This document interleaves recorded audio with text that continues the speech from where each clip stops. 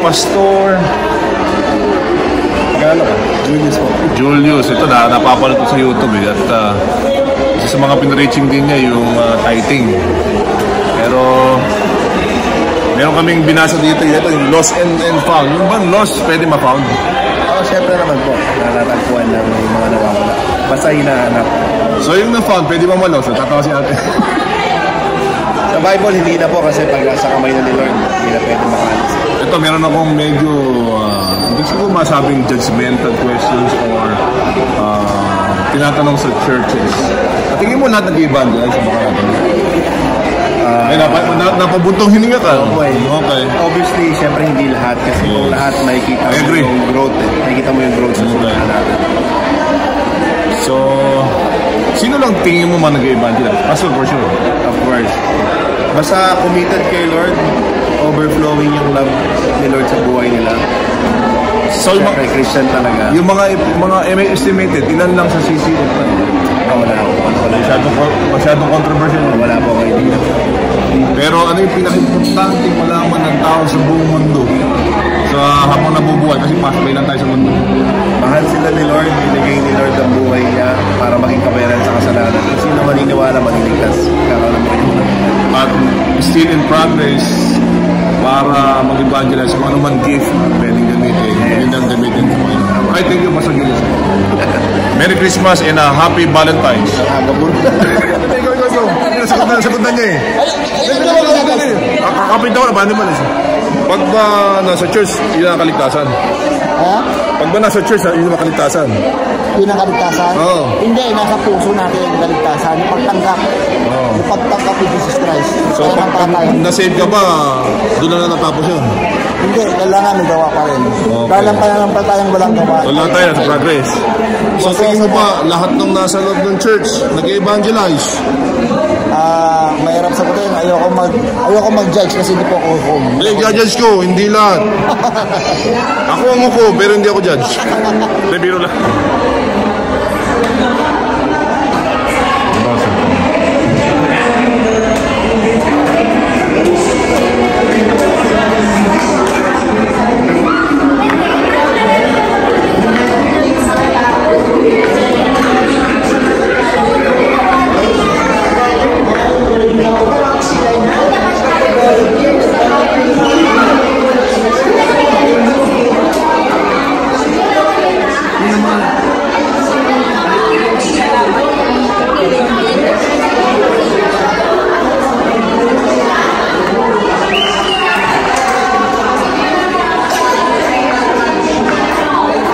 Kuya, yung lost ba pwede ma-found? Tanong ko rin kanina. Yung lost ba pwede ma-found? Lost, pwede ma-found. Nawala eh. Nawala nga pag nawala. Eh, paano yung found? Pwede ba ma-lost? Pwede rin. Possible. Pag nawala na, pwede mawala ulit. So, kailangan, ingatan mo na siya. So, pag save ba, pwede pang mawala ang saving? Sa pera? Pero pera, hindi na mawala yun.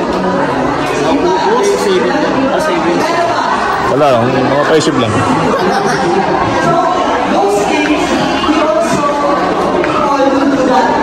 Pwede na lang gawin. We can also volunteer by getting them. Ano ba? Ano ba tayo kayo mag-help o mag-volunteer? Sa community. At di sinasabi ko sa inyo kanina, di ba? Yung pakilang sa mga kapitalayo natin. Ako, Mike, Ronald, di ba yan, lost and found? Pag ba na-lost, pwede ma-found? Siyempre. Pag na-lost at nakuha ng management, Alam yung tanong ko yun. nakuha ng Balipares kayo. Sige. asset natin dito o ibang worker dito, meron kami designated person na nagtatabi nun para i-claim. Okay. So kung nandun sa kanya, makukuha. Pero malawak yung lost and found, ha? Pwede rin zone. O paano naman kung na-found na, pwede ba mamalos?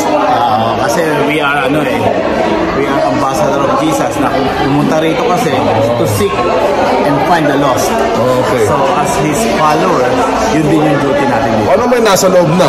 Pwede pa bang malos, lalo na pag anak ng pastor. Na-found na sila, na-found na eh, pero nanolos pa rin. Once you have saved, kasi once saved, it's always saved. Masyado ka seryoso. Yun ang pagkakaalam. paano naman yung found na siya, pero talagang found na. Anong mangyayari doon? May save na. Save na, found na. Hindi naman lahat mo na doon. Sa loob, save. Ay, nalolos pa rin. Balik pa sa loss and save. Oh. Hindi lahat ng nasa church believer si Christ. I believe yun doon, ha? Even Satan nagpapanggap nga siya na angel of light. How much more yung naniniwala ka ba na magdiligtas sa'yo simbahan? Magliligtas sa'yo ay simbahan? Wala. So anong kaligtasan para sa'yo? Ito kailangan marinig ng matawad eh. Faith in Jesus alone can save people. So it's a personal thing. So yung lost, kahit nasa church, pwede rin man lost, pero magiging found pag may faith in Jesus. Yung personal talaga na relasyon. At kailangan i-work out yung salvation. Yes. Ayan. Isa lang naman kami, pero ito kailangan ng tao sa labas. Yung mga nasa loob, kailangan mag-evangelize. Tama ba? Yung sa mga lost. Yung pag-evangelize ng bawat na-found na ni Christ, diba? Mag-evangelize tayo. Alam mo ba, stuck yung mga nasa loob kasi nasa loob sila? What a very good question. Kasi bakit sila stuck lagi lang nasa church. Lagi lang nasa loob. Hindi naman nag-evangelize. Kasi sabi ng Panginoon, go and make disciples. So ilan lang disciple? Ilan lang? May tanongin natin Simulus trending. So yun lang natin. So kailangan lang mag-evangelize. Kahit isa lang. Isang taon. Ako, kada job na driver. Kasi sinisira ko ng just a little bit saved ng faith. Para na si Lord. Part yun ng obedience natin kay God. Kailangan mo pag save lang. Hindi mag-evangelize. Hindi. You are saved to save. Very good. Sige. Magandang content ta. Sige bro. Merry Christmas and a happy Valentine's, Mike. Okay. By the way, meron tayong Sige. I-broadcast mo sa 942 sa October 5. We invite you, lalo na yung mag-asawa. Napakaganda ng topic. Magagamit natin sa relationship ng mag-asawa. Sana makapagpa-register. Meron pa ako isang tanong. Yung mga seminar nakakatulong. Yes, it is knowledge. Acquiring knowledge. Paano kung hindi na may apply? May problema. Kailangan i-apply na. Bonsai ang tawag doon. Bansut! Parang kain ng kain, hindi mo tinatrabaho. Wala rin. Wala mong yan. Tataba ka pero hindi ka lalaki. So, ibig sabihin nun, faith without action is dead. Tama ba? Tama. Sinabi nga ni James yan sa word. Parang dito mo lang, preaching mo. Sige, okay. Kung activity sa lahat po ng mga kababaihan. Nandiyan po ba yung mga kababaihan po natin? Are you there? Parang medyo mahina. Later, purposeful stewardship.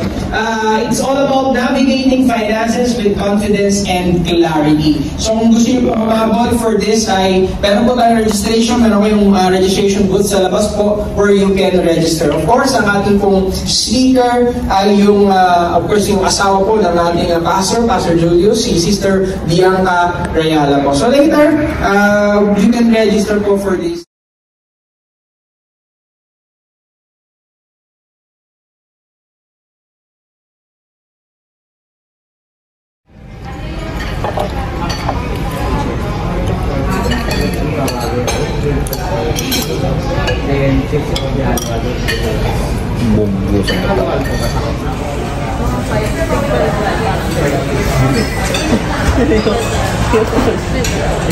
Lahi.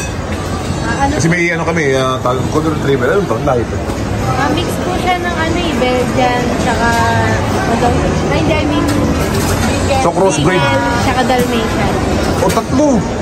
Grabe cross yun Cross overbreed in mountain yun So Beagle Na Dalmatian. Dalmatian. Tapos si ate pati. si Pomeranian cross Japanese Spitz. So cross.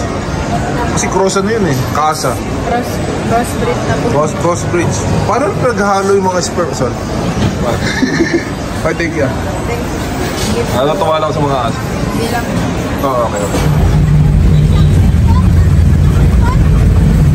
Kambing. Ay, sorry. Ay, kabayo kambing. Anak ng busa. Ay, anak ng tete. Anak ng